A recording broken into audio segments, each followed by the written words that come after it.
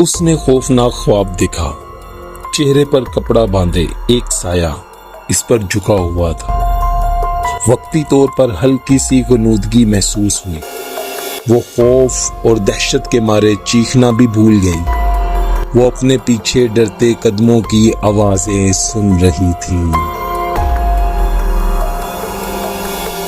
رگوں میں خون کو منجمد کرتی چڑیل کی داستان، جسے آپ مدتوں یاد رکھیں گے۔ چاند کی آخری تاریخیں تھیں۔ بادلوں نے آسمان کو گھیر رکھا تھا۔ چاروں طرف گہرا اندھیرا چھایا ہوا تھا۔ جنگیروں کی جائیں جائیں خاموشی کا سینہ چیر رہی تھی۔ اچانک پکی سڑک پر دوڑتے قدموں کی آواز گونجنے لگی۔ اسی وقت دور سے کسی کار یا ٹرک کی ہیڈ لائٹس روشنی درختوں سے جھانکنے لگی۔ روشنی نزدیک آتی گئی۔ دوڑتے قدم روشنی کی جانب بڑھ رہے تھے۔ آگے موڑ تھا۔ گاڑی کی روشنی سڑک کے اس حصے پر نہیں پڑ رہی تھی جدھر دوڑ ہو رہی تھی۔ راستہ خراب تھا۔ آنے والی گاڑی کی رفتار دھیمی تھی۔ سڑک کے اس حصے پر جا بجا گھڑے تھے۔ پھر بھی اتنی روشنی ہو چلی تھی کہ ان دوڑتے قدموں کو دیکھا جا سکتا تھا۔ دو سائے دوڑ رہے تھے۔ آگے والا سایہ عورت کا تھا اور پیچھے مرد کا۔ آنے والی گاڑی سڑک کے اس حصے کی طرف مڑ گئی جس طرف یہ سائے دوڑ رہے تھے۔ گاڑی دیکھ کر مرد نے قریبی جھاڑیوں میں چھلانگ لگا دی اور اندھیرے میں روح پوش ہو گیا۔ آنے والی گاڑی پولیس کی جیپ تھی۔ جیپ کے اندر علاقے کا سرکل انسپکٹر ڈرائیور تھا۔ اسی سڑک پر آگے لگ بھگ 1 کلومیٹر کے فاصلے پر ایک سوپ کی فیکٹری کا گیسٹ ہاؤس تھا۔ جیپ وہیں سے آ رہی تھی۔ یہ ٹھٹھا سے حیدرآباد جانے والی سڑک تھی۔ جیپ رک گئی۔ ہیڈ لائٹس کی روشنی میں ایک نہائی ہوئی جوان اور قبول صورت عورت کھڑی تھی۔ عمر 25-30 کے درمیان ہوگی۔ اس کی سانس پھول رہی تھی۔ خوفزدہ نظروں سے وہ بار بار پیچھے مڑ کر دیکھتی جا رہی تھی۔ جمال، سرکل انسپکٹر نے ڈرائیور کو مخاطب کیا، دیکھو تو یہ کیا قصہ ہے۔ ڈرائیور باہر نکلتے ہوئے بولا، یہ اچھا علاقہ نہیں ہے۔ یہاں کے بارے میں طرح طرح کی باتیں کہی جاتی ہیں۔ ڈرائیور نے دیسی شراب چڑھا رکھی تھی۔ ویران سڑک پر رات کے سناٹے میں ایک تنہا عورت کو دیکھ کر اسے بچپن میں سنی ہوئی ڈراؤنی کہانیاں یاد آتی۔ ویسے بھی اپنے ساتھیوں میں وہ بہت ڈرپوک مشہور تھا۔ سرکل انسپکٹر ڈرائیور کو گھورتا ہوا دھاڑا۔ اس کے منہ سے شراب کی بو آ رہی۔ اس نے بھی گیسٹ ہاؤس سے روانہ ہونے سے قبل پاؤ بھر سے زیادہ حلق میں اتار لی تھی۔ سر، ڈرائیور نے سہمی آواز میں کہا، اس علاقے میں ایک چڑیل بہت مشہور ہے۔ وہ رک رک کر بول رہا تھا۔ انسپکٹر کے ہاتھ لگتے ہی وہ بپھری ہوئی شیرنی کی طرح چکنا ہو گئی۔ ڈرو نہیں، تم محفوظ ہو، تم پولیس کے سامنے ہو، سرکل انسپکٹر دھیمی آواز میں بولا اور اس کے ہاتھ تھام کر جیپ کی طرف لاتے ہوئے کہا، شاید تم یہیں ٹھٹھا میں رہتی ہو، آؤ تمہیں گھر چھوڑ دیتے ہیں۔ اس نے جیپ کے پچھلے حصے میں عورت کو بٹھا دیا۔ عورت نے زبان سے کچھ نہیں کہا، صرف اعصابات میں سر ہلایا۔ سرکل انسپکٹر عورت کے ساتھ ہی جیپ کے پچھلے حصے میں بیٹھ گیا۔ جمال کو گاڑی چلانے کا۔ جمال نے جب گاڑی سٹارٹ کی تو سرکل انسپکٹر کی آواز انجن کے شور میں دب گئی۔ جیپ ایک جھٹکے کے ساتھ آگے بڑھی۔ 1 مہینے سے 100 فیکٹری کے مزدوروں نے ہڑتال کر رکھی تھی۔ ٹھٹھا سے 1.5 کلومیٹر کے فاصلے پر یہ فیکٹری ہے جو 4-5 سال پہلے ہی قائم ہوئی تھی۔ یہاں مزدور سستی اجرت میں مل جاتے تھے۔ جب سے ٹھٹھا کے نزدیک ماربل کی کانیں دریافت ہوئی تھی، آس پاس کے دیہات سے لوگ یہاں چلے آتے تھے کیونکہ راتوں رات بہت کام نکل آیا تھا۔ بے شمار دکانیں کھل گئی تھی۔ آبادی بہت بڑھ گئی تھی، ورنہ چند سال پہلے تو صرف مزار پر جانے والے زائرین ہی یہاں پر رکا کرتے تھے۔ جنٹ سوپ فیکٹری کے 400 مزدوروں کی ہڑتال کی بنا پر فیکٹری کے مالکوں کی درخواست پر وہاں ایک سیکشن میں रिजर्व पुलिस तैनात की गई थी। आज फैक्ट्री की इंतजामिया और मजदूरों की यूनियन में समझौता हो गया था, इसलिए फैक्ट्री के जनरल मैनेजर ने शुक्रिया के तौर पर इंस्पेक्टर को फैक्ट्री के गेस्ट हाउस में पार्टी दी थी।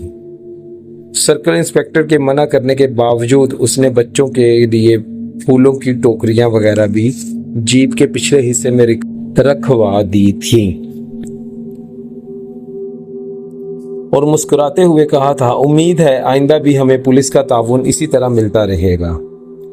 दूसरे दिन सुबह को सूबाई वजीर की आमद के सिलसिले में उनके हमरा डीएसपी आ रहे थे, इसलिए सर्कल इंस्पेक्टर को रातों रात अपने मरकज पर जाना था, वरना पार्टी तो शायद रात भर चलने वाली थी।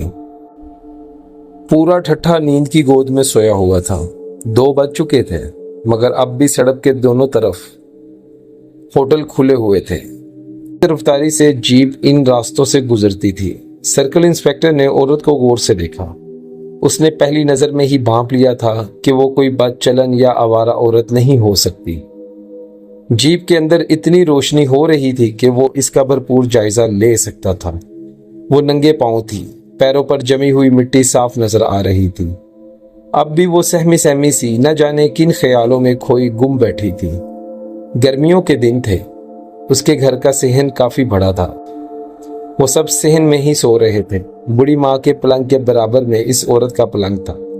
भाई और बच्चे सेहन के दूसरे हिस्से में थे, जहां इमली का दरख्त अपना साया फैलाए हुए था। अचानक इस औरत की आंख खुल गई, जैसे इसने कोई खौफनाक ख्वाब देखा हो। चेहरे पर कपड़ा बांधे एक स्याह इस पर झुका हुआ था। दहशत ज़दा होकर वो चीखने वाली थी कि साये ने भड़कर इसकी चीख गले में ही दबा दी। साथ ही इसकी नाक में मीठी मीठी खुशबू घुसने लगी। वक्ती तौर पर इसे हल्की सी गनूदगी महसूस हुई, शायद कोई बेहोशी की दवा दी गई थी। फिर न जाने कैसे वो पलंग टूट गया जिस पर वो लेटी थी। साथ ही इस पर झुका हुआ साया भी गिरा। वो अपना तवाजुन बरकरार न रख सका और लड़खड़ा गया। वो हड़बड़ाकर उठी, जैसे गहरी नींद से जागी हो, और किसी लेसदार मछली की तरह साये की गिरफ्त से निकल गई। गराहट और दहशत के मारे वो चीखना भी भूल गई। बदहवासी में उसके कदम दरवाजे की तरफ बढ़ते दरवाजा खुला। हालांकि रात को सोने से पहले खुद इसने बंद किया था। वो गिरते गिरते संभली और बाहर दौड़ती चली गई, जैसे मौत इसका पीछा कर रही हो। अपने पीछे वो दौड़ते कदमों की आवाजें साफ सुन रही थी। न जाने कितने आदमी हों। जिला ठट्ठा में जहां मदनी ज़खायर कसीर मकदार में मौजूद हैं, वहां जराइम की तादाद भी दूसरे इलाकों की निस्बत बहुत ज्यादा है। लूट मार, जना, बाजर कत्ल और डाका की वारदातें इस इलाके के लिए नई बात नहीं। इसी सदमे से वो औरत अभी तक नडाल थी, जिससे वो अभी अभी 2-4 हुई थी। 4 साल की शादी शुदा जिंदगी में इसके कोई औलाद नहीं हुई। 10 महीने कबल ट्रेन के एक हादसे में शोहर की जान चली गई और वह जवानी में ही बेवा हो गई। शोहर के इंतकाल के चंद महीने बाद भाई के बुलाने पर वो ठट्ठा आ गई, जो फॉरेस्ट ऑफिसर था। ठट्ठा के करीब ही उनका घर था। जीप ठट्ठा में नहीं रुकी। ठट्ठा और कानों का इलाका बहुत पीछे रह गया। रात के इस पहर में इस रास्ते से शायद ही कोई गाड़ी गुजरती होगी। जीप अब ऐसे रास्ते पर जा रही थी जिसके नजदीक रेलवे लाइन भी गुजरती थी। आगे चलकर 3 फरांग लंबा एक पुल था। पुल से आगे रेलवे लाइन दाएं तरफ पहाड़ों के दामन से होती हुई जाती थी, जबकि सड़क सीधी आगे निकल जाती थी। जीप बार बार उछलती जा रही थी। सर्कल इंस्पेक्टर जानबूझकर अपना बोझ औरत पर डाल रहा था, जो सिमट कर जीप के दरवाजे से लगी बैठी थी। वो मैट्रिक पास एक शरीफ औरत थी। सर्कल इंस्पेक्टर की ऐसी हरकतों को समझ सकती थी, पर थोड़ी देर के पहले के हादसे ने उसके सोचने समझने की सलाहियत को मुंजमद कर दिया था। सर्कल इंस्पेक्टर ने विस्की की बोतल निकाल ली और 2-4 घूंट भी लगा लिए। आस्तीन से मुंह पूंछते हुए बोला, तुमने अपने बारे में कुछ नहीं बताया। तुम कौन हो, कहाँ रहती हो, इतनी रात गए इस वीरान सड़क पर क्यों दौड़ रही थी? एक ही सांस में इसने कई सवाल कर डाले। औरत ने चौंक कर सर्कल इंस्पेक्टर को देखा और हूं कहकर चुप हो गई। सर्कल इंस्पेक्टर ने कहा, मेरी बात समझती हो ना? सर्कल इंस्पेक्टर ने फिर पूछा। उस औरत ने कहा, हाँ। उसने मुख्तसर जवाब दिया। सर्कल इंस्पेक्टर ड्राइवर की तरफ रुख करके बोला, तुम कह रहे थे इंजन गर्म हो गया है, आगे पुल आ रहा है, गाड़ी रोक कर तालाब से पानी ले आओ, शायद रेडिएटर में पानी नहीं है। हालांकि ड्राइवर ने ऐसी कोई बात नहीं कही थी, मगर वो सर्कल इंस्पेक्टर की बात का मफहूम समझता था। सड़क से हटकर झाड़ियों के दरमियान उसने गाड़ी रोक दी और सीट के निचले हिस्से से एक खाली डब्बा लेकर जेरे लब कुछ बड़बड़ाता हुआ तालाब की तरफ चल दिया। लो, ये P low. Circle inspector whisky की बोतल औरत की तरफ बढ़ाकर चमकाते हुए बोला, तुम्हारे हवास दुरुस्त हो जाएंगे। मालूम होता है तुम किसी चीज से डर गई हो। साथ ही इसका एक बाजू औरत की कमर का हलकूम बन गया। औरत ने सर्कल इंस्पेक्टर को धक्का मारते हुए कहा कि मुझे छोड़ दो। औरत अपने मुकम्मल होशो-हवास में आ चुकी थी। सर्कल इंस्पेक्टर ने कहा, नादान मत बनो। सर्कल इंस्पेक्टर अपनी गिरफ्त मजबूत करते हुए बोला, एक औरत की जरूरत को मैं महसूस करता हूँ, लो इसे पी लो। विस्की की बोतल वो इसके होंठों के नजदीक लाने लगा। औरत ने उसे कहा कि जलील कमीने, मुझे छोड़ दो। उसकी आवाज में शदीद एहतजाज नहीं था, लेकिन वो अपना दिफा कर रही थी। वो अपने आप को सर्कल इंस्पेक्टर की गिरफ्त से छुड़ाने के लिए बुरी तरह मचल रही थी। न जाने इसमें इतनी ताकत कहाँ से आ गई। उसने सर्कल इंस्पेक्टर को पीछे धकेल दिया और जीप के पिछले हिस्से से बाहर छलांग लगा दी। वो जमीन पर गिरी मगर फौरन उठ गई। एक बार फिर वो दौड़ रही थी।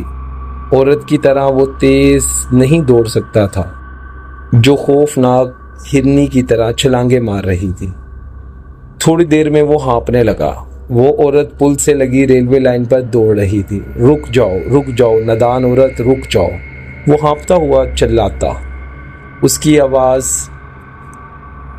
गड़गड़ाहट में दब गई। एक मालगाड़ी तेजी से पुल पर आ गई थी। उसी लम्हे अगर ड्राइवर ने औरत को देख भी लिया होता तो वो इसे बचाने की कोई तरतीब करने से कासिर था। मालगाड़ी अपनी पूरी रफ्तार से पुल पर गुजर रही थी। जीप ड्राइवर जब पानी लेकर वापस आया तो सर्कल इंस्पेक्टर जीप में अगली सीट पर बैठा हुआ था। ड्राइवर ने चोर नजरों से जीप के अंदर और आसपास नजर दौड़ाई। वो औरत मौजूद नहीं थी। जीप स्टार्ट करते हुए उसने पूछा, सर वो औरत कहाँ है? इंस्पेक्टर ने कहा, चलो गाड़ी चलाओ। सर्कल इंस्पेक्टर की आवाज में फिर वही गुस्सा था।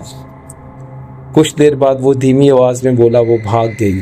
तुम्हारा ख्याल सही था, वो चुड़ैल ही थी। 2 रोज बाद एक मकामी अखबार में ये खबर छपी, 15 मई, ठट्ठा फॉरेस्ट ऑफिसर के घर डाका जनी की वारदात। डाकू 15,000 नकदी और जेवरात लेकर फरार हो गए। उस रात फॉरेस्ट ऑफिसर की बेवा बहन ने यहाँ से तकरीबन 4 किलोमीटर दूर रेलवे लाइन पर खुदकुशी कर ली। पोस्टमार्टम की रिपोर्ट के मुताबिक वालजर के आसार नहीं पाए गए।